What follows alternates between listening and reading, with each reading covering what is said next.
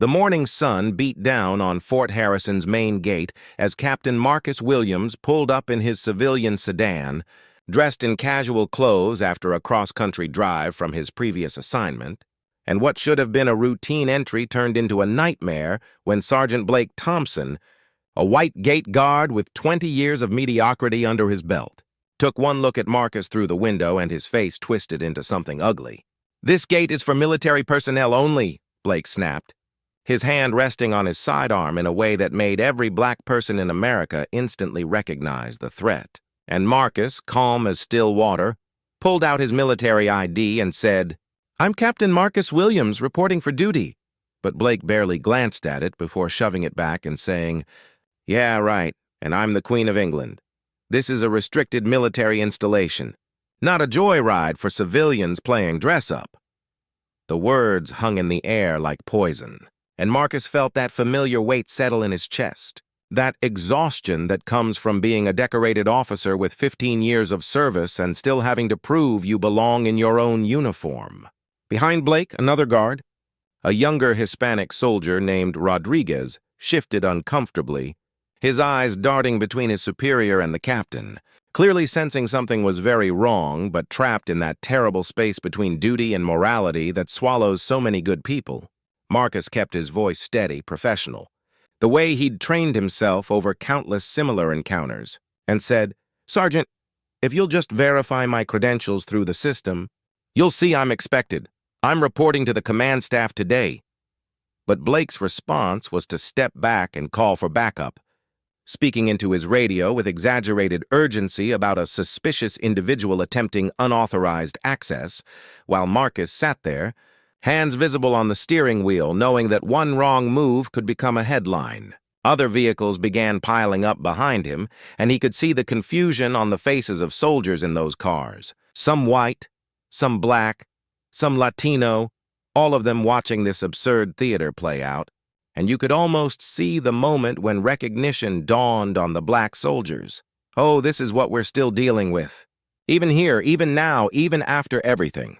Blake swaggered back to the window with two more guards flanking him, all of them white. All of them carrying themselves with that particular brand of authority that comes not from competence but from never having had that authority questioned. And he said, "Sir, I'm going to need you to turn around and leave immediately, or we'll have to detain you for attempted breach of security." And the word "sir" dripped with so much sarcasm it might as well have been a slur.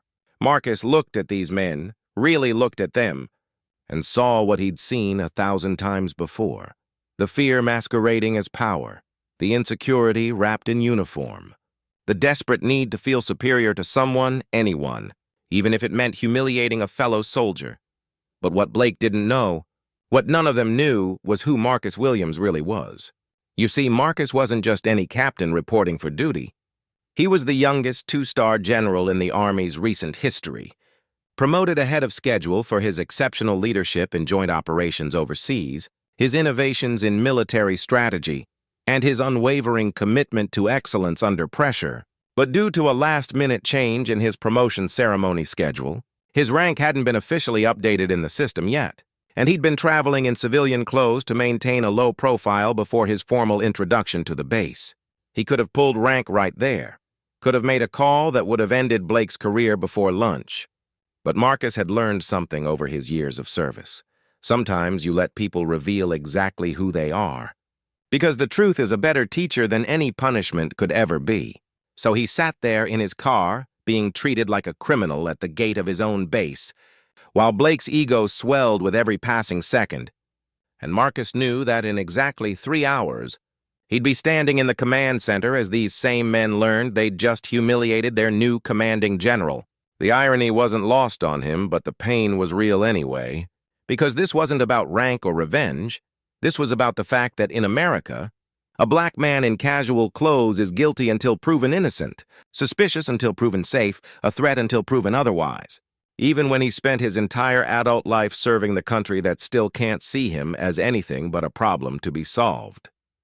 The standoff at the gate stretched into its second hour, and by now a crowd had formed. Soldiers on their way to morning formation, civilian contractors, Even some officers from the administrative building who'd heard about the incident and come to gawk, and the reactions painted a perfect picture of America in miniature. Some of the white officers shook their heads and walked away, uncomfortable but unwilling to intervene, trapped in that polite neutrality that makes injustice possible. Some of the black soldiers stood at a distance, their faces tight with recognition and rage, wanting to help, but knowing that stepping forward might just mean two humiliated soldiers instead of one. And a few, just a few, began to ask questions. Lieutenant Sarah Chen, an Asian-American officer who'd served under Marcus at a previous posting but hadn't recognized him in civilian clothes, pushed through the crowd and asked Blake, "What exactly is the problem here, Sergeant?" And Blake, emboldened by audience, launched into a performance about security protocols and suspicious behavior and protecting the base from potential threats, each word carefully chosen to sound professional while communicating something much darker. Sarah looked at the man in the car, really looked at him, and something clicked, the bearing, the composure. The way he sat with perfect military posture even in the face of this absurdity. And she asked, "Did you run his credentials through the system?" Blake hesitated just for a second, and in that hesitation lived the whole truth. He'd never bothered to check, because in his mind, checking would have been a waste of time, because what he saw was a black man in jeans and a t-shirt, and everything else was irrelevant. The ID looked suspicious, Blake said, which was a lie so transparent it insulted everyone's intelligence, and Sarah said, "Let me see it." And before Blake could protest, she walked to Marcus's window and said, "Sir, may I see your credentials?" Marcus handed them over, and Sarah's eyes went wide as she read the name, checked the photo, did the math, and realized exactly what was happening here. But she was smart enough not to blow the moment. She handed the ID back to Marcus, leaned in close, and whispered, "Sir, I served under you in Germany. Should I clear this up?" And Marcus, with a slight smile that didn't reach his eyes, whispered back, "Let it play out, Lieutenant. I want to see how far this goes." And Sarah straightened up, handed Blake back the ID without a word, and walked away, leaving him confused but still arrogantly confident. Inside the administration building, Colonel James Patterson, the base's current temporary commander until the new general arrived, was getting ready for the arrival ceremony scheduled for noon, completely unaware that his VIP guest was currently being detained at the gate like a common criminal. Patterson was old-school Army, a white man in his 50s who'd climbed the ranks through competence and connections in equal measure, and while he wasn't overtly racist, he suffered from that particular brand of racial blindness that allows good people to enable bad systems. He simply didn't think about race much, which meant he didn't notice when racism was happening right under his nose. His aide, a sharp young captain named Morris who happened to be black, burst into his office and said, "Sir, we have a situation at the main gate. Sergeant Thompson is refusing entry to someone claiming to be military personnel. And it's been going on for 2 hours. And Patterson, only half listening while reviewing ceremony notes, waved it off and said, 'Thompson knows protocol. I'm sure he's handling it appropriately.' And Morris stood there trying to find the words to explain that no, this wasn't being handled appropriately. This was a disaster in slow motion. But the words stuck in his throat because how do you tell your commanding officer that racism is probably at play without sounding paranoid or divisive or like you're playing the race card? So Morris left, frustrated and helpless, and the clock kept ticking toward noon. Back at the gate, Blake's confidence had reached its peak. He'd called base security, filed an incident report, and was now explaining to Rodriguez how to spot suspicious individuals using criteria that were barely disguised racial profiling, saying things like, "Trust your gut," and "If something feels off, it usually is," and "We can't be too careful these days," each phrase a dog whistle to anyone paying attention. And Rodriguez, young and idealistic and increasingly nauseous about what he was participating in, finally spoke up and said, "Sergeant, maybe we should just call the command center and verify. It would take 2 minutes." But Blake shut him down with a look that said, questioning authority was the real crime here. Marcus sat in his car watching all of this unfold, and he felt something complex and contradictory. Anger. Didn't look right. Didn't belong. couldn't possibly be who they claimed to be. And that instinct, that gut feeling Blake trusted so much, was just racism wearing a uniform and calling itself protocol. At 11:45 a.m., 15 minutes before the official ceremony, Colonel Patterson's phone rang, and it was the base commander from Fort Benning where Marcus had last served, calling to confirm that the general had arrived safely, and Patterson said, "No, sir. General Williams hasn't checked in yet. We're expecting him any minute for the noon ceremony." And there was a long, terrible pause before the voice on the other end said, "Jim, he left yesterday morning. He should have been there 12 hours ago. Have you tried calling him?" Patterson's blood went cold, and suddenly Captain Morris's earlier concerns snapped into focus, and he was sprinting down the hallway, Morris right behind him, both of them putting pieces together.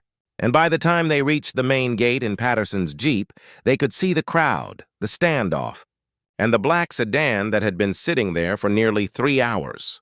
Patterson jumped out of the vehicle while it was still rolling, his face the color of ash, and he saw Blake standing there, chest puffed out, explaining to a small group of soldiers about the attempted security breach he'd prevented, and Patterson's voice cut through the chatter like a whip. "Sergeant Thompson." "What the hell is going on here?" Blake snapped to attention, relieved to see the colonel, and said, "Sir, this individual has been attempting unauthorized access to the base. He presented questionable credentials claiming to be a captain, but his behavior and appearance were suspicious. But Patterson wasn't listening anymore. He was walking toward the car, toward the man sitting patiently behind the wheel. And as he got closer and the face came into focus, his stomach dropped through the floor because he'd been reviewing this man's photo all morning, memorizing the face of his new commanding officer, and oh God, oh Jesus Christ, it was him. "General Williams!" Patterson breathed, snapping his sharpest salute, and the effect on the crowd was instantaneous.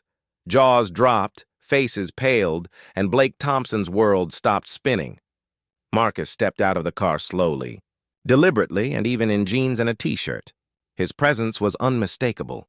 This was a man who commanded rooms without trying, who carried authority like a second skin, and as he returned Patterson's salute, his face was a mask of professional calm that somehow made everything worse. "Colonel Patterson, I presume," Marcus said, his voice quiet but carrying across the silent crowd. "I apologize for the confusion. I should have called ahead to confirm my arrival. And that grace, that refusal to make this about blame, even when blame was so obviously deserved, made Patterson want to sink into the earth." Blake stood frozen, his brain refusing to process what his eyes were seeing. Because this couldn't be real. The black man he'd been humiliating for 3 hours couldn't possibly be a general, couldn't possibly be his new commanding officer, couldn't possibly be about to destroy his entire career with a single word, but he was, and he could, and Blake knew it. Rodriguez, standing beside his sergeant, felt relief and terror in equal measure. Relief that he'd been right to question the situation. Terror that his association with Blake's actions might tar him too. And he stood ramrod straight, praying to be invisible. Marcus looked at Blake for a long moment, really looked at him, seeing not just the man, but the system that created him, the culture that enabled him, the 1,000 small permissions that led to this moment. And then he said something that no one expected. "Sergeant Thompson, you were following what you believe to be proper security protocol. I can respect vigilance, even if the execution was flawed. We'll discuss this further in my office tomorrow morning at 800 hours. It wasn't forgiveness and it wasn't permission. It was something more complicated. It was a general choosing to address the disease rather than just the symptom, choosing to reform rather than just punish. And Blake didn't know whether to feel grateful or more terrified, because this meant facing consequences while learning why they were consequences. The crowd dispersed slowly, the white soldiers embarrassed, the black soldiers vindicated but exhausted, the officers scrambling to figure out how to manage the fallout, and Marcus finally drove through the gate that should have opened for him 3 hours earlier, headed toward a command center where he'd have to pretend this hadn't affected him, hadn't reminded him that no amount of stars on his collar could change how some people saw him first. That evening, the story spread through Fort Harrison like wildfire. The new general had been denied entry at his own base, treated like a criminal, humiliated in front of his future command. And instead of destroying the man responsible, he'd offered him a chance to learn, to grow, to be better. Because Marcus Williams understood something that Blake Thompson was just beginning to grasp. Racism isn't defeated by revenge. It's defeated by relentless, uncomfortable, transformative accountability, by forcing people to face the gap between who they think they are and who their actions reveal them to be. Blake Thompson would sit in that meeting at 0800 hours, would hear exactly how his assumptions nearly derailed a general's arrival, would face a choice between defensiveness and growth, and whatever he chose would determine not just his career, but his character. Marcus Williams would take command of Fort Harrison and begin the hard work of transforming a base culture that allowed this to happen, implementing new training protocols, diverse hiring practices, and accountability measures that made it clear that excellence had no color and discrimination had no place in his army. And somewhere in the middle of all this mess and pain and slow grinding progress, there was a lesson for America. That dignity in the face of degradation is not weakness but the highest form of strength. That giving people room to be better doesn't mean excusing who they were. And that justice isn't just about punishing the guilty, it's about building a world where the guilty have less room to operate in the first place. This is the story of one black man, one gate. One morning that could have gone 1,000 different ways. And if you think this is just about the military, if you think this is just about one race's gate guard, you're missing the point. This is about every door that shouldn't be locked, every assumption that shouldn't be made. Every moment when someone has to prove they belong in a space they already earned the right to occupy. And until we reckon with that truth, there will always be another Marcus Williams sitting at another gate, wondering why his country still sees his skin before his service.